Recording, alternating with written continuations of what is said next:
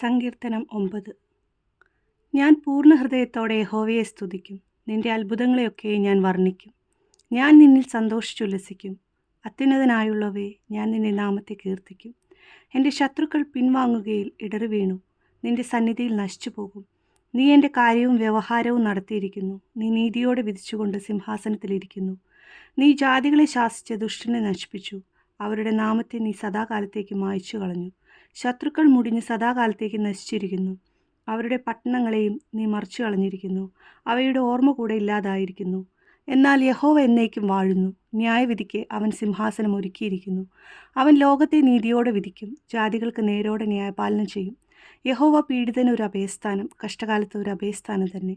നിന്റെ നാമത്തെ അറിയുന്നവർ നിങ്കിൽ ആശ്രയിക്കും. യഹോവേ, നിന്നെ അന്വേഷിക്കുന്നവരെ നീ ഉപേക്ഷിക്കുന്നില്ലല്ലോ. സിയോനിൽ വസിക്കുന്ന യഹോവയ്ക്ക് സ്തോത്രം പാടുവിൻ. അവൻ്റെ പ്രവൃത്തികളെ ജാതികളുടെ ഇടയിൽ ഘോഷിപ്പിൻ. രക്തപാതകത്തിന് പ്രതികാരം ചെയ്യുന്നവൻ അവരെ ഓർക്കുന്നു. എളിയവരുടെ നിലവിളിയെ അവൻ മറക്കുന്നതുമില്ല. യഹോവേ, എന്നോട് കരുണയുണ്ടാകണമേ. മരണവാതിലുകളിൽ നിന്ന് എന്നെ ഉദ്ധരിക്കുന്നവനെ, എന്നെ പകയ്ക്കുന്നവരാൽ എനിക്ക് നേരിടുന്ന കഷ്ടം നോക്കണമേ. ഞാൻ സിയോൻ പുത്രിയുടെ പടിവാതിലുകളിൽ നിന്റെ സ്തുതിയൊക്കെയും പ്രസ്താവിച്ച് നിന്റെ രക്ഷയിൽ സന്തോഷിക്കേണ്ടതിന് തന്നെ. ജാതികൾ തങ്ങൾ ഉണ്ടാക്കിയ കുഴിയിൽ താണുപോയി. അവർ ഒളിച്ചുവെച്ച വലയിൽ അവരുടെ കാൽ തന്നെ അകപ്പെട്ടിരിക്കുന്നു.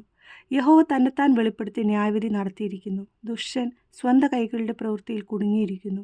ദുഷ്ടന്മാരും ദൈവത്തെ മറക്കുന്ന സകല ജാതികളും പാതാളത്തിലേക്ക് തിരിയും. ദരിദ്രനെ എന്നേക്കും മറന്നുപോകുകയില്ല.